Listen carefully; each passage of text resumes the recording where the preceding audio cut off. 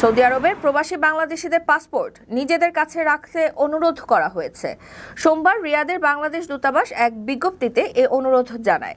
Saudi পররাষ্ট্র মন্ত্রণালয়ের একটি স্মারক উল্লেখ করে এতে বলা হয়, সৌদি আরবে বিভিন্ন প্রতিষ্ঠান, কোম্পানি অথবা সৌদি মালিকানায় বাসা বা অফিসে কর্মরত প্রবাসী বাংলাদেশিদের পাসপোর্ট নিজেদের কাছে রাখা জরুরি।